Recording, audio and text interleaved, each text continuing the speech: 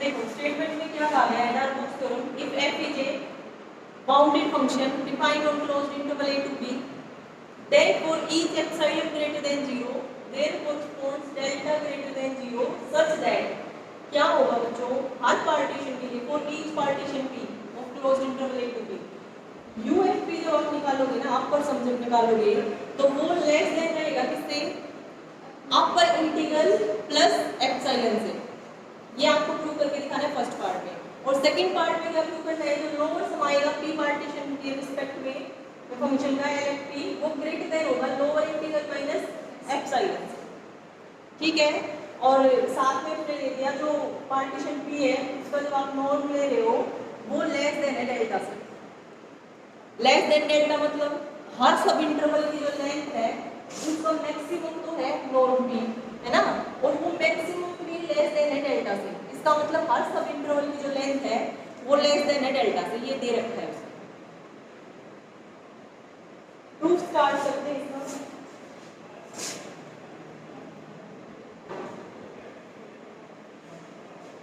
सबसे पहले boundary function लेके चलेंगे, let F be a boundary function, F be a boundary function defined on closed interval a to b, ठीक है।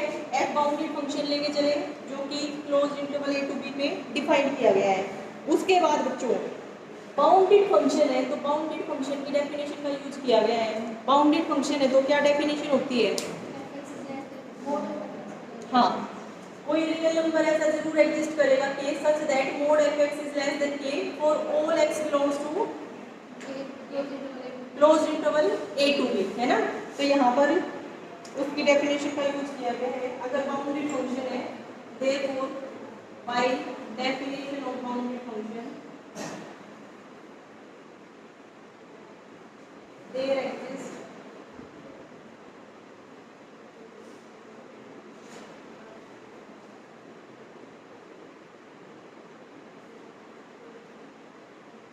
a positive real number k such that mod fx is less than equal to k for all x belongs to closed interval a to b।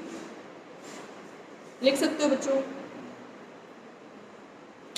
सबसे पहले boundary function लेके चले जो कि closed interval a to b पे define किया गया है। दूसरी चीज बाउंड्री फंक्शन की डेफिनेशन का यूज किया है कि कोई एक ऐसा रियल नंबर एग्जिस्ट कर रहा है such that mod fx is less than equal to k for all x belongs to closed interval a to b, ठीक है। उसके बाद बच्चों जो अपर इंटीग्रल है, यहाँ पर फर्स्ट पार्ट में आपको अपर इंटीग्रल दिख रहा है तो अपर इंटीग्रल की डेफिनेशन का यूज किया है। अपर इंटीग्रल की डेफिनेशन मैंने आपको बताई थी क्या होती है, since upper integral a to b f dx is the greatest lower bound of set of upper sums, जो सेट ऑफ अपर सम थे उनका ग्रेटेस्ट लोअर बाउंड आपने लिया था तो वही तो बना था ना अपर इंटीग्रल। डेफिनेशन है, मेरे ख्याल से याद होगी सबको।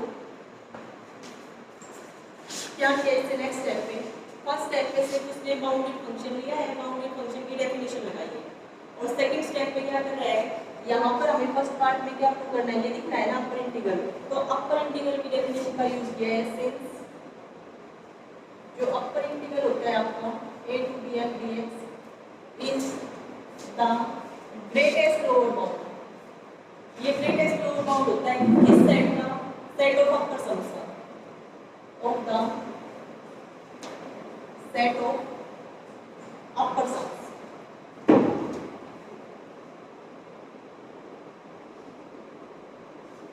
ये जो है अपर सम्स का जो सेट है उसका ग्रेटेस्ट लोअर बाउंड जो आएगा वो आपके पास अपर इंटीग्रल बनेगा, ठीक है। अब जीएलबी की डेफिनेशन लगाएंगे हम यहाँ से, अब जीएलबी की डेफिनेशन लगाएंगे ग्रेटेस्ट लोअर बाउंड। एक बात देखो बच्चों, यहाँ पर मैंने लिख दिया आपके सामने 1 2 3 4 नहीं, इंटरवल की उससे समझा, एक इंटरवल लिया मैंने 1 2 2, ये इंटरवल ले लिया, ठीक है। अब इस इंटरवल को मैं रियल लाइन में देखती हूँ आएगा, ये 1 है मान लिया, ये 2 है, तो इस इंटरवल में कौन कौन से पॉइंट है, 1 और 2 के बीच के सारे रियल नंबर्स हैं, ना तो 1 है और ना 2 है, यहाँ से मैंने ओपन कर दिया, ठीक है। तो 1 और 2 के बीच के सारे पॉइंट्स हैं। अब इसका अगर मैं आपको ये कहूँ कि इस सेट का आप इस सेट को ऐसे डिनोट कर देती हूँ, मैं ये पूछूँ आपसे कि इस सेट का आप लोअर बाउंड बताओ बच्चों, तो सेट के लोअर बाउंड से आप क्या समझते हो बच्चों? एक ऐसा रियल नंबर आपको मुझे बताना है कि सेट का हर पॉइंट उस रियल नंबर से या तो बड़ा हो या इक्वल हो, यही है। तो क्या होगा यहाँ से 1 और 1 से छोटे जितने भी रियल नंबर हो सारे के सारे लोअर बाउंड हो गए इसके, समझ गए बच्चों?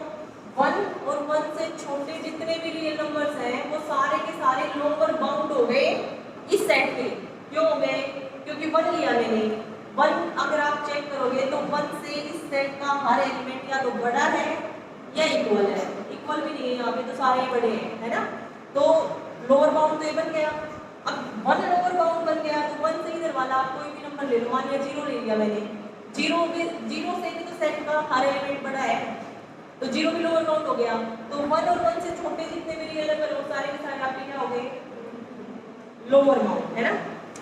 यहाँ से जो लोअर बाउंड का सेट बना वो ये आ गया, 1 की साइड से क्लोज, ये आ गए लोअर साउंड, नहीं सॉरी क्या नाम, लोअर बाउंड, ठीक है। ये सारे लोअर बाउंड आ गया। अब इन सारे लोअर बाउंड में से मैं आपसे पूछती हूँ कि ग्रेटेस्ट लोअर बाउंड निकाल लें आप। ये सारे के सारे लोअर बाउंड है, इन सारे लोअर बाउंड में से ग्रेटेस्ट लोअर बाउंड कौन है? 1। तो यहाँ से जब आप ग्रेटेस्ट लोअर बाउंड निकालिए सारे के सारे बच्चों लोअर बाउंड, ठीक है। और यहाँ से जब आप ग्रेटेस्ट लोअर बाउंड निकालोगे एस का, वो आ गया 1, ठीक है। अब एक चीज ध्यान से समझना बच्चों, ग्रेटेस्ट लोअर बाउंड आ गया 1। अगर मैं 1 में कितनी भी स्मॉल क्वांटिटी ऐड करूँ, ठीक है, 0.00001 ऐड कर दिया, मान लिया कुछ भी स्मॉल से स्मॉल आपने ऐड कर दिया ग्रेटर देन 0, तो 1 में अगर आपने कुछ भी ऐड किया तो वो इधर आ जाएगा ना, यहाँ पे आएगा, कुछ भी ऐड किया तो उसके बाद यहाँ पर ये लोअर बाउंड बनेगा क्या? नहीं बनेगा। लोअर बाउंड नहीं बनने का क्या मतलब है कि कम से कम इस सेट का एक एलिमेंट यहाँ पर जरूर होगा जो इससे छोटा होगा, समझे बात? इसका यूज करूंगी मैं, इसीलिए एग्जाम्पल की हेल्प से समझा रही हूँ ताकि क्लियर हो जाए। देखो 1 हमारा ग्रेटेस्ट लोअर बाउंड आ गया, ठीक है। ग्रेटेस्ट लोअर बाउंड आने के बाद मैं ये कह रही हूँ कि अगर आप 1 में कोई पॉजिटिव नंबर ऐड कर रहे हो, कितना भी स्मॉल, तो कुछ भी अगर आपने ऐड किया तो 1 + एप्सिलॉन ऐड कर दिया मैंने, यहाँ पर एप्सिलॉन ग्रेटर देन 0 कर सकती हूँ, तो वो इधर आएगा ना 1 में, तो राइट में आएगा, यहाँ पर आ गया। और 1 और 2 के बीच का हर रियल नंबर है इस सेट में, तो ये लोअर बाउंड तो नहीं बना क्योंकि ग्रेटेस्ट लोअर बाउंड तो 1 है, 1 से बड़ा तो कोई नंबर है ही नहीं, लोअर बाउंड नहीं है, तो 1 + epsilon is not a lower bound of the set S. और अगर 1 + एप्सिलॉन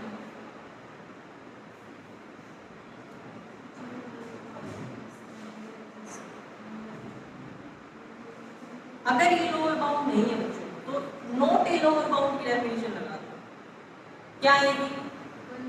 लोअर बाउंड तो बनता है जब सारे एलिमेंट्स उस नंबर से या तो बड़े हो या इक्वल हो, तो लोअर बाउंड बन जाएगा।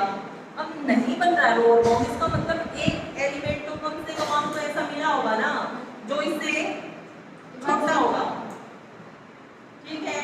तो यहाँ पे मैं लिख सकती हूँ कि एक x ऐसा बिलोंग कर जाएगा जो लेस देन होगा 1 + एप्सिलॉन और some x belongs to x। कम से कम एक जरूर ऐसा है, there exist a x belongs to मतलब s such that x is less than 1 + epsilon. समझ आई ये बात? अगर ये 1 प्लस एप्सिलॉन से लेस हो गया, एक भी एलिमेंट अगर लेस हो गया तो ये अपर बाउंड नहीं बना ना, लोअर बाउंड नहीं बना ना, तो 1 प्लस एप्सिलॉन लोअर बाउंड नहीं है। यहाँ तक समझ आ गया सब बच्चों को? ये एग्जाम्पल आ गया सबको समझ के? अब यहाँ से मैं इसको कनेक्ट करूँगी, यहाँ पर क्या बच्चों, जो ये अपर इंटीग्रल है आपका, upper integral a to b, ये जो अपर इंटीग्रल है बच्चों, ये क्या दे रखा है उसने, ये ग्रेटेस्ट लोअर बाउंड है किसका, मैंने s ले लिया, ठीक है, और s क्या लिया, set of upper sums, set of upper sums, ठीक है। अब जो सेट ऑफ अपर सम है उसका जो ग्रेटेस्ट लोअर बाउंड आएगा वो s आया है, नहीं s का जो ग्रेटेस्ट लोअर बाउंड आया वो अपर इंटीग्रल आया है, ठीक है। अब यहाँ से जो एक बात बताओ, अगर मैं इस ग्रेटेस्ट लोअर बाउंड में कुछ भी कितना भी स्मॉल पॉजिटिव नंबर ऐड करती हूँ प्लस एप्सिलॉन, तो सेट का एक एलिमेंट जरूर ऐसा मिल जाएगा जो उससे छोटा होगा, ठीक है। और वो एलिमेंट, सेट के एलिमेंट यहाँ पर कैसे हैं, अपर सम, तो किसी पार्टीशन के रिस्पेक्ट में, मान लिया वो पार्टीशन P1 है, ठीक है, P1 पार्टीशन ले लिया close interval a to b का, और उसके लिए मुझे क्या मिलेगा, a to b plus epsilon. अगर मैंने इस ग्रेटेस्ट लोअर बाउंड में कितना भी स्मॉल नंबर ऐड किया, पॉजिटिव नंबर, तो एक एलिमेंट मुझे क्या मिलेगा, लेस देन मिलेगा, और वो एलिमेंट कैसा होगा, सेट ऑफ अपर सम है, सेट के सारे एलिमेंट ही अपर सम है, तो ये एलिमेंट भी अपर सम के फॉर्म में हो गए। और यहाँ पर मैंने एप्सिलॉन बाय 2 लिया है, एप्सिलॉन बाद में जब हम प्रूव करेंगे तो एप्सिलॉन प्लस एप्सिलॉन आ जाएगा, epsilon by 2 plus epsilon by 2 वो एप्सिलॉन बनेगा। क्यों ले रहे हैं, क्योंकि देखो ये मैंने किसी एक पार्टीशन के लिए किया है ना, UFP1 कोई एक पार्टीशन लिया है मैंने, क्योंकि एक पार्टीशन में दो ये आपको समझ है ना, सबके लिए तो ये प्रूव किया है। तो यहाँ पर जब हम ये दे दिया for each partition P of closed interval a to b with non P less than delta, तो जब इसको हम प्रूव करेंगे ना तो वो फॉर ईच पार्टीशन के लिए प्रूव करेंगे, क्लियर? ये चीज आई समझो। हमारे पास एक सेट है, एक सेट हमारे पास, ठीक है, ये उसके एलिमेंट्स हैं, कितने भी हो सकते हैं, मान लीजिए ये उसके एलिमेंट्स, ठीक है। इन एलिमेंट्स का जो ग्रेटेस्ट लोअर बाउंड है वो ये ग्रेटेस्ट लोअर बाउंड है। ये सारे जो एलिमेंट्स हैं ये क्या है, UFP1, UFP2, UFP3, सारे अपर सम है, सारे के सारे अपर सम जो एलिमेंट्स है सेट, ठीक है। और ये जो इस अपर सम के सेट का जो ग्रेटेस्ट लोअर बाउंड है वो क्या दे रखा है, अपर इंटीग्रल, अपर इंटीग्रल, ठीक है। अगर मैंने इसमें कितना भी स्मॉल पॉजिटिव नंबर ऐड किया, मान लिया एप्सिलॉन ऐड कर दिया, एप्सिलॉन ग्रेटर देन 0, कितना भी स्मॉल ले सकते हो, 0.00001, ठीक है, और भी ले सकते हो आप। तो अगर मैंने इसमें कुछ भी ऐड किया बच्चों तो वो यहाँ आएगा, कुछ ऐड करोगे तो इधर ही आएगा। ये आपके पास क्या हो गया, प्लस एप्सिलॉन बाय 2 ऐड कर दिया, एप्सिलॉन बाय 2 भी तो ग्रेटर देन 0 है, ठीक है। तो ये जो बनेगा ना, ये लोअर बाउंड नहीं बनेगा आपके पास, क्योंकि लोअर बाउंड में सबसे ग्रेटेस्ट तो ये था, और अगर इसमें कुछ भी ऐड कर दिया तो वो लोअर बाउंड तो नहीं बना, और लोअर बाउंड नहीं बना तो लोअर बाउंड ना बनने का क्या रीजन होगा, कि सेट का एक एलिमेंट आपको कम से कम ऐसा जरूर मिलेगा जो इससे छोटा होगा, जो यहाँ पर बिलोंग कर रहा है, ठीक है। और यहाँ पर सेट का एलिमेंट, सेट के एलिमेंट्स किस फॉर्म में है, अपर सम, तो यहाँ से ये ग्रेटर देन आ गया UFP1, ये चीज है। आप ये समझ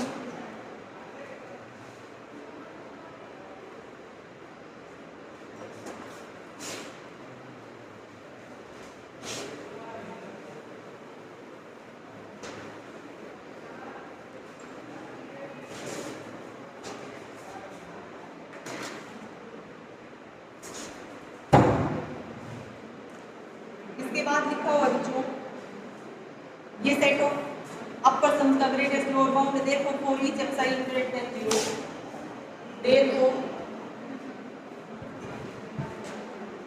for each epsilon greater than 0 there exists a partition P1 एक पार्टीशन P1 ऐसा जरूर एग्जिस्ट करेगा जो मैंने अभी बताया आपको, ठीक है ना, जो कंडीशन को सेटिस्फाई करेगा।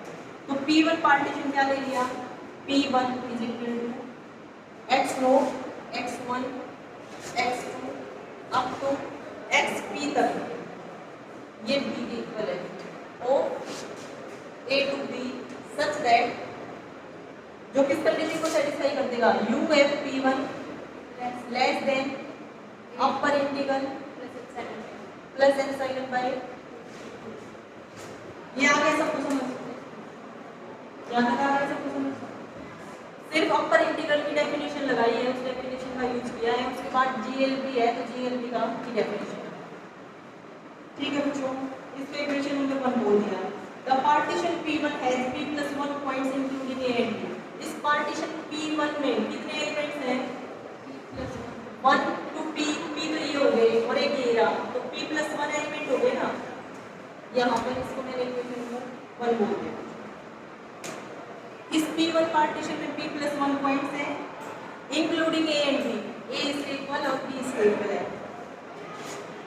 अब देखो let P be a partition with norm P is less than delta, यहाँ पर उसने दे रखा है ना, हम ये भी एक पार्टीशन लेके चलेंगे कि P एक पार्टीशन है such that let P be a partition with norm P less than delta, ये एरिया में, ठीक है। उसके बाद P स्टार डिनोट किया है जो let P star with a common refinement of P and P dash P1 having at most P-1 additional point than P। अब पीछे जो थ्योरम की थी ना हमने कल या परसों, उसका यूज कल जो थ्योरम की थी उसी का यूज होगा। इससे आगे let P star is equal to P union P1 be the common refinement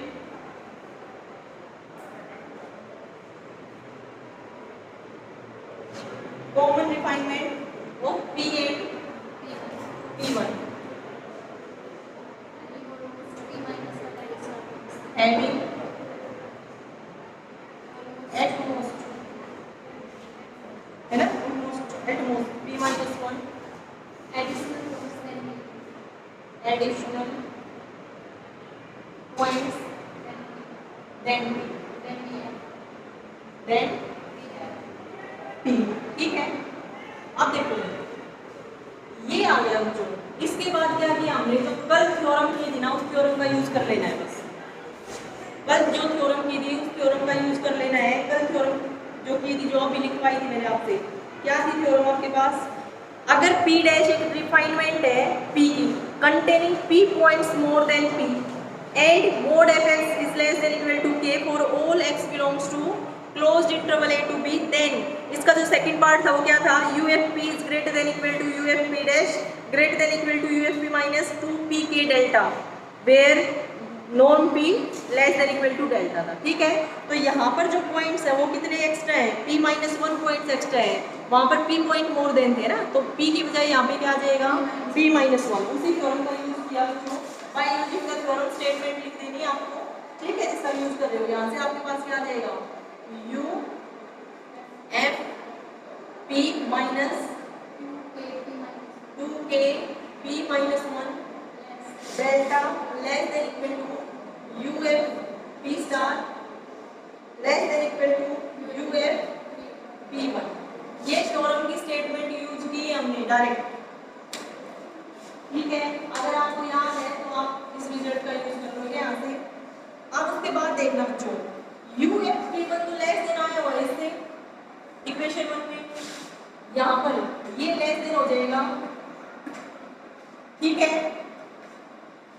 यहाँ से मैंने 1 का भी यूज कर लिया, तो ये इक्वेशन नंबर 1 है ना, इसका यूज किया, इसका यूज करोगे तो क्या आ जाएगा, अपर इंटीग्रल प्लस एप्सिलॉन बाय 2 यहाँ से ये जो है ये लेस देन आ गया ना इससे, ये इससे लेस देन आ गया बच्चों, ठीक है। अब यहाँ से नेक्स्ट स्टेप पे आपने लिखोगे दिस इंप्लाइज यहाँ नहीं लिखना यूएलपी की वैल्यू निकाल देना है।